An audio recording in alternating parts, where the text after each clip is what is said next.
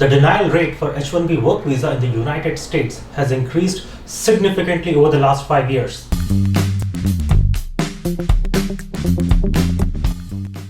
Business services and consulting firms in particular are facing the most number of denials.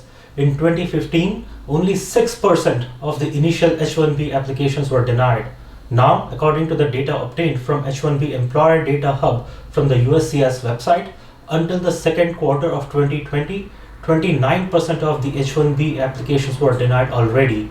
Mind that this is not the data of all of 2020. Only until the first half of this year, 29% visas were denied already, which is a 5-fold increase in the number of denials as compared to 2015. Moreover, even when compared to last year, this is still a significant increase in the number of denials. But this is not where the story ends. Even in case of H1B extensions, the rate of denials has increased. USCIS stopped giving deference to a prior approval at the time of an extension for H1B visa. The official language used by USCIS reads as following: in adjudicating petitions for immigration benefits, including non-immigrant petition extensions, adjudicators, that is, the USCIS officers, must in all cases thoroughly review the petition and supporting evidence to determine eligibility for the benefit sought. The burden of proof in establishing eligibility is at all times on the petitioner.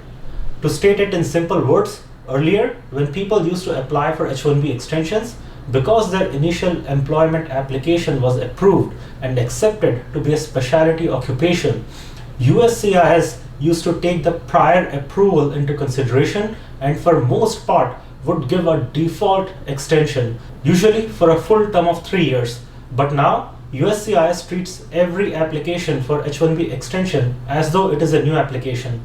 Now, rather than giving a full extension of 3 years, they ask the employer to provide full documentation for how long they will need the applicant to work on a project. They ask for proper documentation regarding project timelines, without which they would decline the application for continued employment. In fact, the rate of denials for H1B extensions has increased 4 times over. In 2015, only about 3% extensions were being declined, which by 2018 and 2019 had risen to 12%.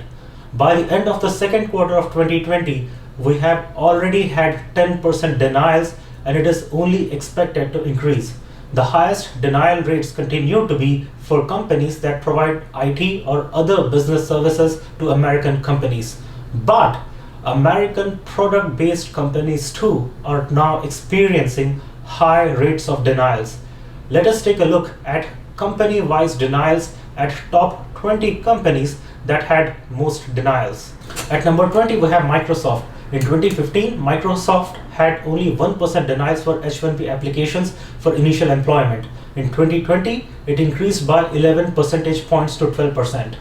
At number 19, we have Cisco, where H1B initial employment petition denials increased from 1% to 13%. Number 18 is TCS, 6% to a 15% now. Number 17 is a big one. It is Google that went from 1% denial rate to 15% denial rate. Another big one at 16 is Amazon that, like Google, also went from 1% to 15% denial rate. At 15 is Walmart, 3% to a 16% jump. Oracle is at 14, 1% to 19%. At 13, we have IBM that went from 3% to 19%. At the 12th position, we have PricewaterhouseCoopers that went from 1% to 20%. At number 11 is Ernst & Young that had no denials at all in 2015, 0%, now had 23% of its H1B visa petitions denied. Number 10 is Uber that went from 2% to 25%, 1/4 that is. Number 9 is Larsen & Toubro that went from 2% to 27%. Number 8 is Accenture with 4% denials in 2015 to 31% denials in 2020. Number 7 is Tech Mahindra, 4% denials to 32% denials now. Number 6 is Capgemini, 5% denials to 33% denials. Number 5 is HCL Technologies, 2% denials in 2015 to 37% denials in 2020. Number 4 is Wipro, 7% denials to 39% denials. At number 3, we have Deloitte that went from 18% denials to 41% denials now. At number 2, we have Cognizant, that went from 8% denials in 2015 to 52% denials now. And finally, the company that takes the cake is Infosys at number 1, that had only 2% of its initial H1B employment petitions denied in 2015, now had 59% H1B petitions denied, a whopping increase of 57 percentage points. So it is very important to know why so many applications are being denied. While on the surface level, they say that the reason for denial is lack of paperwork and lack of proof for specialty occupation, but that is only the tip of the iceberg. Truth be told, it is not that some new rules have come in. The rules were already there, but were not being enforced. The current administration is only enforcing the rules in a more stringent manner with the goal of protecting American workers' interests first, which is only fair for the most part. So the first and the foremost reason for so many denials is the President's executive order, Buy American and Hire American. According to the executive order, American workers compete against foreign nationals for jobs in every sector of the economy, including against millions of aliens who enter the United States to perform temporary work. Temporary workers are often accompanied by their spouses and children, many of whom also compete against American workers. Under ordinary circumstances, properly administered temporary worker program can provide benefits to the economy. But under the current extraordinary circumstances of the economic contraction resulting from the COVID-19 outbreak, certain non-immigrant visa programs authorizing such employment pose an unusual threat to the employment of American workers. For example, between February and April of 2020, more than 17 million US jobs were lost in industries in which employers were seeking to fill worker positions tied to non-immigrant visas. During the same period, more than 20 million US workers lost their jobs in key industries where employers are currently requesting H1B and L visa workers to fill positions. Also, the May unemployment rate for young Americans who compete with certain J non-immigrant visa applicants was also particularly high, 29.9% for 16 to 19-year-olds and 23.2% for 20 to 24-year-old group.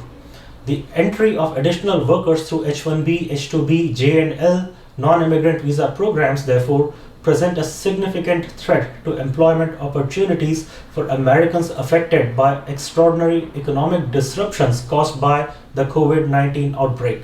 The second reason for so many denials is to prevent companies from replacing American workers with foreign workers.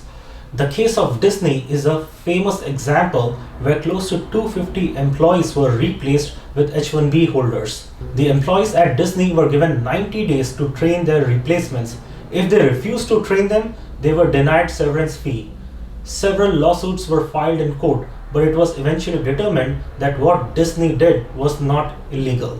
The third reason is to prevent companies from favoring foreign workers for hiring instead of citizens and permanent residents. Infosys, for example, has faced several lawsuits in this regard and for other reasons as well. A well-known company, Cisco, is another example where the federal investigators found that the tech giant discriminated against American workers by favoring visa-carrying foreign nationals. Cisco's hiring practices fall under federal oversight because it's a contractor to the US government. The Labor Department therefore allegedly discovered Cisco's discriminatory practices during a routine audit.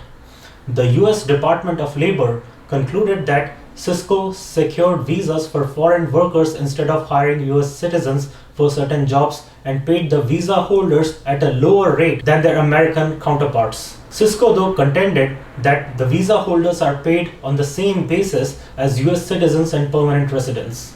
These three reasons, protecting jobs, preventing worker replacement, and preventing hiring of indentured labor, are more protectionist measures and may also be justified. However, there are a variety of H1B abuses and scams also that have motivated such strict measures. I will talk about them in a future video, but the question is, what's next? In my view, it is not all bad news and neither is it all good news. Whether the news is good or bad depends on your background and profile that would determine whether or not it fits with the specialty occupation criteria. As per some reports, the US Department of Homeland Security has sent a proposed regulation to the Office of Management and Budget that, if implemented, would potentially make significant changes to the H1B program. The text of the rule has not yet been released. The title of the proposed rule is Strengthening the H1B Non-Immigrant Visa Classification Program. The rule would seek to revise the definition of specialty occupation to increase the focus on obtaining the best and the brightest foreign nationals. The rule, if implemented, would also redefine both employment and the employer-employee relationship, ostensibly to protect US workers and wages. It would further add measures to ensure employers pay appropriate wages to H1B visa holders. The Office of Management and Budget has up to 90 days to review the rule. Only then can the rule be published in the Federal Register. As per Murthy Law Firm, under the normal rulemaking process, the rule would have to be published as a proposed rule, go through a notice and comment period, and then get published as a final rule. It would have no impact on H1B process until then. However, there is the possibility that the Trump administration will use the high unemployment rate caused by the COVID-19 crisis as a justification for bypassing the proposed rule stage and instead may seek to publish the rule as an interim final rule. And that would cause the rule to go into effect immediately. The abstract sent by the US Department of Homeland Security also states that the move will be economically significant. Changing the definition of specialty occupation could prove to be a very big deal, as it would potentially restrict companies to only using the H1B visa to source unique and hard to find talent from overseas. That could impact the business services and consulting firms that utilize massive number of H1B visas to secure software developers, engineers, and other tech workers with relatively commonplace skill sets. As per Fragoman, another law firm, the DHS rule to toughen H1B program criteria is now under federal review on a fast track. There could be a new requirement that H1B employers and end clients obtain labor condition applications LCAs for H1B workers at client sites. A joint LCA requirement could create de facto joint employer liability for compliance with obligations concerning H1B wages and working conditions. The regulation could also address other aspects of H1B wage requirements. Any such regulation could also force companies to hire technologists who are US citizens, which has been a long time goal of the Trump administration's H1B actions. My view about the possible future situation is that the bar for getting an H1B visa will be higher going forward. I think it is likely that the people with better chances to get approved for their H1B petitions will be those with a PhD degree from the US universities and those with a good master's degree in the US who also have good work experience. It could possibly get difficult for those seeking entry-level positions that are titled, let's say, Java programmer, because then the argument will be that there are enough local college graduates who are also Java programmers. So why does this company need to bring in a foreign worker for the same position? Therefore, it could be a great news if you have a strong background and strong degree, because what is happening right now is that a person with a master's degree in artificial intelligence or machine learning from MIT or Carnegie Mellon University is put in the same basket as someone with a bachelor's degree from abroad who is a basic level Java programmer. Thank you for watching. Jai Hind and God bless America.